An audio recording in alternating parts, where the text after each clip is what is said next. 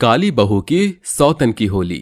माधुरी छत पर फूट फूट कर रो रही होती है और छत से झांक कर नीचे की तरफ देखती है जहां सभी लोग होली खेल रहे होते हैं। उन्हें होली खेलते हुए देख माधुरी खुद से ही कहती है, हे भगवान, सभी लोग होली का त्योहार मना रहे हैं। वो देखो, लीला अपने पति उमेश के साथ कितनी खुशी से रंग लगा रही है। चारों तरफ खुशियां ही खुशियां हैं और रंग बिरंगे रंग। लेकिन मेरे पति ने तो मुझे रंग ही नहीं लगाया। मैं जानती हूँ वो अपनी पसंदीदा औरत यानी मेरी सौतन के घर पर ही होंगे और उनके साथ होली खेल रही होंगे। बेचारी माधुरी अपने पति को याद करते हुए रो रही थी। वहीं दूसरी तरफ उसका पति पुनीत उसी के सौतन के कमरे में उसे रंग लगा रहा होता है। अनाया, यहाँ पर आओ ना, देखो मैं तुम्हारे लिए कितना प्यारा रंग लेकर आया हूँ। ये तुम्हारे गालों पर खिलेगा और तुम बहुत प्यारी लगोगी। वो तो मैं हमेशा ही प्यारी लगती हूँ। ये लो, आ गई, अब लगा दो जितना लगाना है। पुनीत दोनों हाथों में रंग भरकर अनाया के दोनों गालों पर रंग लगा देता है, जिसके बाद अनाया भी कहाँ पुनीत को छोड़ती है। वो भी अपने हाथों में रंग भरती और पुनीत को लगा देती है। जिसके बाद वह दोनों एक दूसरे को रंग लगाते हुए घर के बाहर आ जाते हैं। जिसके बाद माधुरी उन्हें छत से देखने लगती है। आ गई मेरी सौतन और मेरा पति, दोनों मेरा खून जलाने के लिए। हे भगवान, तूने मेरे साथ ऐसा क्यों किया? एक तो मैं गरीब, ऊपर से मेरा रंग भी काला। इस गोरी सौतन ने मुझसे मेरा पति छीन लिया। मेरी इसे हाय लगेगी। ऐसा कहकर माधुरी रो रही होती है। जिसके बाद वह सोचती है, तो क्या हुआ अगर मेरी सौतन मेरे पति के पीछे पड़ी है? मुझे ऐसे हार तो नहीं माननी चाहिए। मेरा पति मेरा है, मैं उसे ऐसे नहीं छोड़ सकती। माधुरी छत के नीचे उतरती है और प्रोग्राम में पहुंच जाती है जहां सभी लोग एक दूसरे के साथ होली खेल रहे होते हैं। तभी माधुरी को एक जगह होली में बन रही ठंडाई दिख जाती है, जिसे देखते ही वह ठंडाई का गिलास उठाती है और घट घट मुंह में पी जाती है, जिसके चलते उसे नशा हो जाता है और वह सबके साथ रंग लगाते हुए नाचने लगती है। ओ रंग बरसे भीगे चुनर वाली, रंग बरसे होली है। ठंडाई पीने के बाद माधुरी को एक अलग ही नशा चढ़ जाता है और वह बहुत खुश नजर आती है, जिसके चलते वह गानों के ऊपर नाचती भी है और सभी के साथ होली बहुत अच्छे से खेलती है। ये सब पुनीत दूर खड़ा देख रहा होता है। तभी अनाया पुनीत से कहती है, अरे देखो तो सही, तुम्हारी एक्स पत्नी कितने मजे में सबके साथ होली खेल रही है। हे भगवान, इसे तो जरा भी शर्म नहीं है। पुनीत जब माधुरी को सबके साथ होली खेलते हुए देखता है तो उसे अंदर ही अंदर जलन होने लगती है, क्योंकि माधुरी के डांस पर सभी लोग पागल हो चुके थे और सभी उसके साथ होली खेलने के लिए उतावले होते हैं। मेरे होते हुए इसे इतनी भी शर्म नहीं आ रही है कि ये मेरे सामने ही इतने सारे लड़कों के साथ होली खेल रही है। पुनीत गुस्से में जाता है और माधुरी का हाथ पकड़कर उसे कोने में ले आता है। तुम्हारी हिम्मत कैसे हुई उन सभी के साथ होली खेलने की?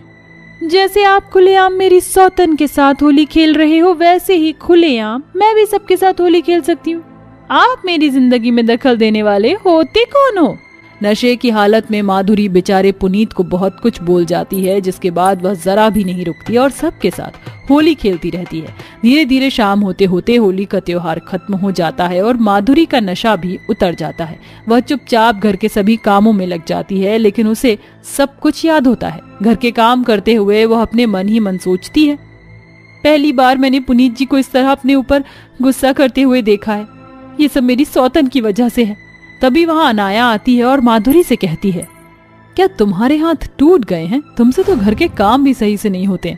अरे जल्दी जल्दी हाथ चलाओ और अच्छे से काम करो।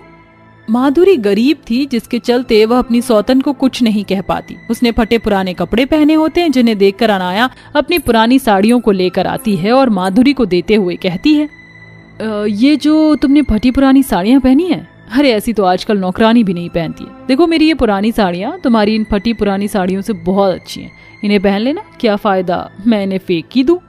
अनाया ऐसा कहकर साड़ियाँ वहीं रख देती है और चली जाती है।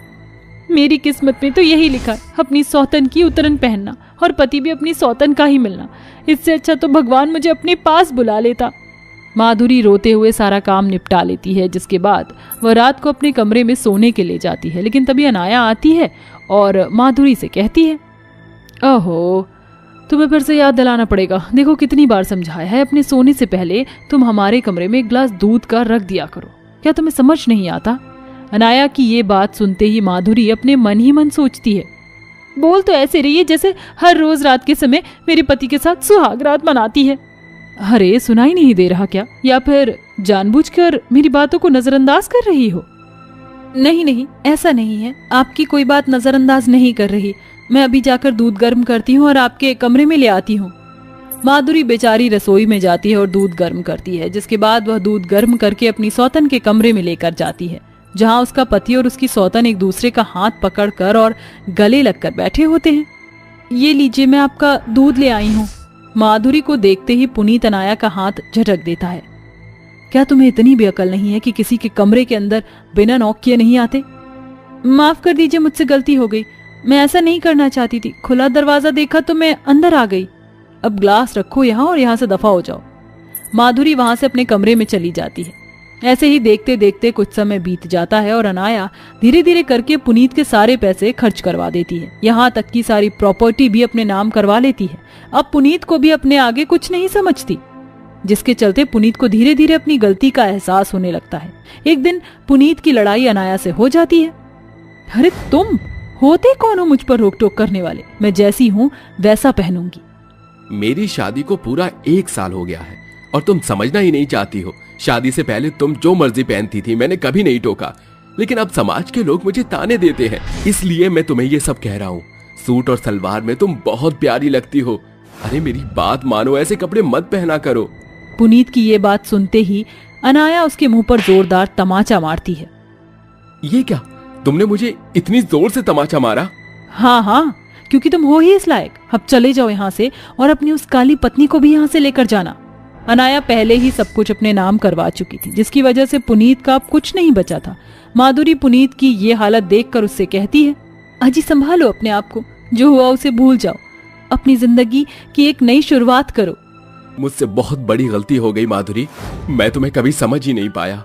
आज मुझे अपनी गलती का एहसास है। चलो यहाँ से चलते हैं, मैं तुम्हारे साथ अपनी जिंदगी की एक नई शुरुआत करना चाहता हूँ। पुनीत माधुरी का हाथ पकड़ता है और उसे अपने साथ ले जाता है, जिसके बाद वह एक किराए के मकान में अपनी जिंदगी की नई शुरुआत करते हैं। देखते ही देखते पुनीत अच्छी खासी नौकरी करना शुरू कर देता है और उसकी जिंदगी में धीरे धीरे सब कुछ ठीक होने लगता है। तभी होली का त्योहार आ जाता है और सुबह सुबह माधुरी अपने दोनों हाथों में रंग लेकर पुनीत के पास आ जाती है। मेरी पहली होली पर तो मेरी सौतन ने तुम्हें अपने पास बांध रखा था, लेकिन क्या इस बार तुम मेरे साथ होली को खेलना चाहोगे? पुनीत माधुरी के दोनों हाथों से थोड़ा थोड़ा गुलाल लेकर उसके गालों पर लगा देता है और कहता है, चिंता मत करो, आज के बाद मैं जब भी होली खेलूंगा तो सिर्फ और सिर्फ तुम्हारे साथ खेलूंगा, ये मेरा तुमसे वादा है। आखिरी में माधुरी की होली पुनीत के साथ बहुत अच्छे से जाती है। वह दोनों मिलकर होली का त्योहार बहुत अच्छे से सेलिब्रेट करते हैं और हमेशा खुश रहने लगते हैं। चारों ओर होली की होड़ मची हुई थी। हर एक के चेहरे पर होली का रंग चढ़ा हुआ था। वहीं सुजाता अपनी नई नवेली बहू खुशबू पर कुड़कुड़ा रही थी। हे भगवान, अरे खुशबू बहू, इतने धीरे धीरे हाथ चलाएगी तब तो हो गई होली। सारा काम धाम अभी जस का तस धरा हुआ है, हद होती है ढील की। मगर माँ जी, मैं तो सुबह से ही काम कर रही हूँ। बस बस, अब ये सफाई पेशी छोड़ और पकवान बना। सबसे पहले शीरा बनाना, भगवान को भोग लगाना, इतने में मैं आती हूँ। ये कहकर सुजाता वहाँ से चली जाती है। तभी ससुर सुदर्शन हाथों में थाली भरकर भांग बहू को देते हुए कहता है, खुशबू बहू, जरा जल्दी से इस हरे भरे भांग का शरबत बना दे। अब इसके बिना तो होली का रंग जमता ही नहीं है। जी ठीक है बाबूजी। ससुर की फरमाइश सुनकर खुशबू भांग पीसने लगती है। इतने में उसकी ननद आरोही वहाँ आती है और सर से पांव तक होली के रंगों में रंगी हुई थी। ओ गॉड, ये क्या भाभी, आपने अब तक पकौड़े पकवान कुछ भी नहीं बनाया। बस बना रही हूँ आरोही, वो ससुर जी ने भांग का शरबत बनाने को बोला था, वही कर रही हूँ। बस मुझे 5 मिनट दो, मैं फटाफट से पकौड़े तल देती हूँ। कोई जरूरत नहीं है, आप तो भांग पीसते रहो। हाँ, ऐसा कहकर आरोही गुस्से में अपनी भाभी को आंख तरेरते हुए, पैर धमकाते हुए किचन से बाहर चली आती है। तभी उसकी माँ सुजाता अंदर आकर बोलती है, अरे क्या बात है बहू, आरोही ऐसे क्यों गई? खुशबू अपनी सास सुजाता को पूरी बात बताती है, मगर सुजाता अपनी बेटी का पक्ष खींचते हुए खुशबू को खरी खोटी सुनाने लगती है। अरे तो ये भांग बाद में भी तो पीस सकती थी ना बहू, ये तेरी ससुराल में पहली होली और तूने अपनी ननद को नाराज कर दिया। और ये क्या, अब तक तूने भोग का शीरा भी नहीं बनाया? चल जरा जल्दी जल्दी हाथ चला। सास के बाहर आते ही खुशबू होली का खाना बनाने में लग जाती है। तभी किचन की खिड़की के बाहर लोगों को होली के रंगों में लिपटा देखकर खुशबू की आंखों के आगे उसके मायके में खेली गई होली की यादें झांकने लगती हैं। रवीना रसोई में खाना बना रही होती है। तभी अचानक रवीना की नजर घड़ी की ओर घूम जाती है। 10 बज गए हैं, पहले खुशबू को चाय दे आती हूँ। रवीना चाय लेकर अपनी बेटी खुशबू के कमरे में आकर उसके सर पर हाथ फेरती हुई उसे जगाती है। खुशबू, चल उठ जा मेरी बेटी। माँ, थोड़ी देर और सोने दो ना। अरे वाह, पूरा गली मोहल्ला होली खेल रहा है और तू नींद खींच रही है। जल्दी से जाग जा, वरना फिर मत कहना कि माँ ने नहीं उठाया। होली की हंसी ठिठोली की फनकार सुनकर खुशबू फटाफट से उठकर अपनी माँ को गले से लगाकर बोलती है, हैप्पी होली मेरी प्यारी माँ। तुझे भी होली की बहुत बहुत बधाई हो मेरी बेटी। भगवान करे तेरे चेहरे पर खुशियों का रंग यूं ही बरकरार रहे। चल चाय पी ले। आओ स्वीट माँ, अब मेरी छोटी से छोटी खुशियों का ख्याल कितनी आसानी से रख लेती हैं, चाहे वो दिवाली हो या होली। बस बस, अब ज्यादा मक्खन मत लगा अपनी माँ को। न बाकी दिन तुझसे एक दिन का टस से मस ना होता, और ये भी मन नहीं करता कि होली पर ही सही माँ की हेल्प तो कर दूं। ओहो माँ, जब मेरी माँ किचन चैंपियन है तो भला मुझे टेंशन लेने की क्या जरूरत। और वैसे भी माँ, मुझसे किचन में खड़े होकर खाना नहीं बनता, क्योंकि आप तो जानती हो कि होली का त्योहार करीब आती, मेरे मन में होली को लेकर हाई हिचकोले वाला। बेटी, तेरी ये मन मर्जियां बस तेरी माँ के आगे ही चल रही है। जितनी होली खेलनी है ना, यहीं खेल लेना, क्योंकि जब तू ससुराल जाएगी ना, तब वहाँ सास एक ना सुनेगी, क्योंकि बहू की जिंदगी ससुराल के सदस्यों के साथ बढ़ जाती है। ऐसा कभी नहीं होगा माँ, क्योंकि खुशबू को होली खेलना बहुत पसंद है, और जैसे मैं यहाँ होली खेलती हूँ, ससुराल में भी खूब होली खेलूंगी। ऐसा कहते ही खुशबू नाच नाच कर पूरे घर में गुलाल बिखेर देती है और सारा दिन होली के रंगों में डूबी रहती है, और देर शाम होली खेलकर घर आती है। रंग बरसे भीगे चुनर वाली, रंग बरसे। हे भगवान, मेरी इस बेटी को होली के त्योहार में जरा भी होशो हवास नहीं रहता। हर साल का यही है, होली की सुबह निकलती है तो सीधे शाम को ही घर में घुसती है। चल अब नहा धो ले।